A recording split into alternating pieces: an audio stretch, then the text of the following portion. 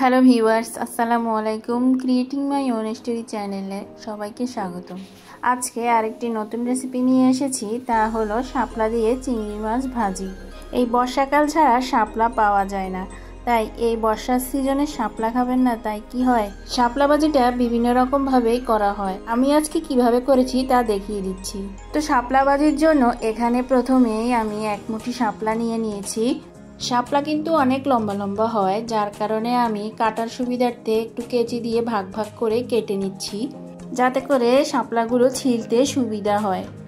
চাইলে এই টিপসটি ফলো করতে পারেন।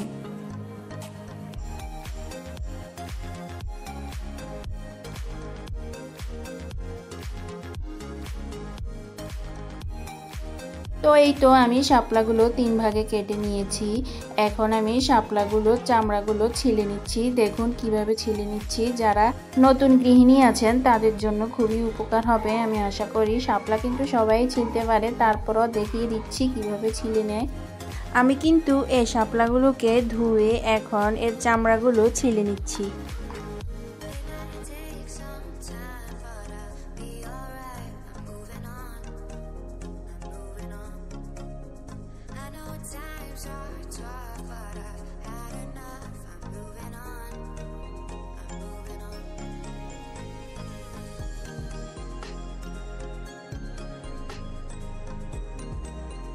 তো এই তো সবগুলো শাপলা আমার কেটে নেওয়া হয়ে গিয়েছে। এখন এগুলো আমি ফুটন্ত গরম পানিতে ভাপ দিয়ে নিব। শাপলা কিন্তু অবশ্যই ভাপ দিতে হয়, না হলে যে সময় আপনি ভাজি করবেন বা রান্না করবেন তার কালারটা নষ্ট হয়ে যায়। শাপলাটা ভাপ দেওয়ার জন্য এখানে আমি চুলায় একটি প্যানে 4 কাপ পরিমাণ পানি দিয়ে দিয়েছি। ঢাকনা দিয়ে বলক তুলে নিচ্ছি। কিছুক্ষণ পর বলক চলে এসেছে। এখন আমি ঢাকনা খুলে কেটে রাখা শাপলাগুলো দিয়ে দিচ্ছি। শাপলাগুলো ভাপ দেওয়ার সময় আগুন কিন্তু হাই হিটে রাখতে হবে। পানিতে সবগুলো শাপলা দেওয়ার পর এখন উল্টে পাল্টে দিচ্ছি ভালো করে, যাতে করে শাপলার গায়ে ভাপটা সুন্দরভাবে লাগে। এভাবে 3 থেকে 4 মিনিট নাড়ার পর শাপলাগুলো কিন্তু নুয়ে যাবে। তো দেখুন 3-4 মিনিট পর শাপলাগুলো নুয়ে গিয়েছে এবং শাপলাগুলোতে সুন্দর একটা কালার চলে এসেছে। এখন আমি এগুলোকে নামিয়ে ছেঁকে নিচ্ছি। তো এই তো দেখুন শাপলাগুলো আমি ছেঁকে নিয়েছি এবং ঠান্ডা পানি দিয়ে আরও একবার ভালোভাবে ধুয়ে নিয়েছি। এখন এই শাপলাগুলো থেকে পানিটা বের করে নিচ্ছি ভালোভাবে চেপে চেপে। এই যে দেখুন কিভাবে কাজটা করছি, এইভাবে চেপে চেপে পানিগুলো বের করে নিতে হবে। না হলে শাপলা যখন ভাজি করতে যাবেন তখন শাপলা থেকে অনেক পানি বের হয়ে যাবে, যাতে করে এটি খেতেও ভালো লাগবে না আর কালারটাও নষ্ট হয়ে যাবে। তাই এভাবে চেপে চেপে পানিগুলো বের করে নিতে হবে শাপলা থেকে। তো এই তো এখন সবগুলো শাপলার গায়ে থেকে পানি বের করা হয়ে গিয়েছে। এখন শাপলাগুলো ভেজে নিব, তাই এখানে পরিমাণ মতো চিংড়ি মাছ নিয়ে নিয়েছি। আপনারা আপনাদের ইচ্ছে মতো চিংড়ি মাছ দিতে পারেন, তাতে কোনো সমস্যা নেই। তো এখানে চুলায় 3 টেবিল চামচ তেল দিয়ে দিয়েছি একটি প্যানে। এই প্যানে আগে কয়েকটি শুকনা মরিচ ভেজে নিয়েছিলাম।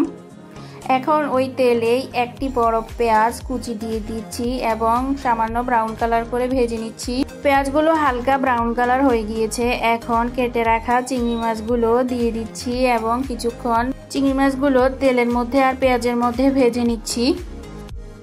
চিংড়ি মাছগুলো কিছুক্ষণ ভেজে নেওয়ার পর এখন আমি স্বাদ মতো লবণ দিয়ে দিচ্ছি। দিয়ে দিচ্ছি 1 চা চামচ রসুন বাটা, দিচ্ছি 1/2 চা চামচেরও কম হলুদ গুঁড়ো, দিয়ে দিচ্ছি 1/2 চা চামচ জিরা গুঁড়ো, আর দিয়ে দিচ্ছি 1 টেবিল চামচ নারকেল বাটা। এখন এই মশলাগুলোর সাথে চিংড়ি মাছগুলো ভালোভাবে মিশিয়ে নিচ্ছি।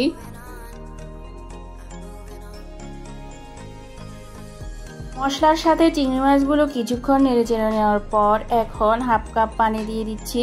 এই পানিটা দেওয়ার কারণ যাতে করে মশলার কোনো কাঁচা ভাব বা গন্ধ না থাকে। এখন কিছু শুকনা মরিচ কেটে দিয়ে দিচ্ছি এবং কিছু কাঁচামরিচ ফালি দিয়ে দিচ্ছি। এই শুকনো মরিচ এবং কাঁচামরিচ এখন দেওয়ার কারণ হচ্ছে এর কালারটা যেন ঠিক থাকে। এখন পানিটা শুকিয়ে আসার জন্য অপেক্ষা করছি। কিছুক্ষণ পর পানিটা শুকিয়ে গিয়েছে। এখন শাপলাগুলো দিয়ে দিচ্ছি। শাপলাগুলো দেওয়ার পর কিন্তু সামান্য একটু পানি বের হবে, তাতে ভয় পাওয়ার কিছু নেই। এই পানিটা শাপলা সিদ্ধ হওয়ার কাজে আসবে। শাপলাটা সুন্দরভাবে এই পানিতে সিদ্ধ হয়ে যাবে।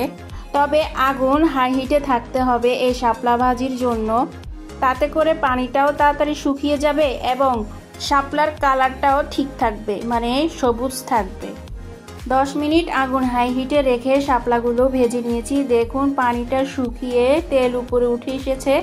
এখন শাপলাগুলো হয়ে গিয়েছে। এখন শাপলাগুলোকে নামিয়ে পরিবেশন করে নিচ্ছি। এভাবে একবার শাপলা ভাজি করে দেখবেন, স্বাদ মুখে লেগে থাকবে। আজকের মতো এখানে বিদায় নিয়ে নিচ্ছি। আল্লাহ হাফেজ।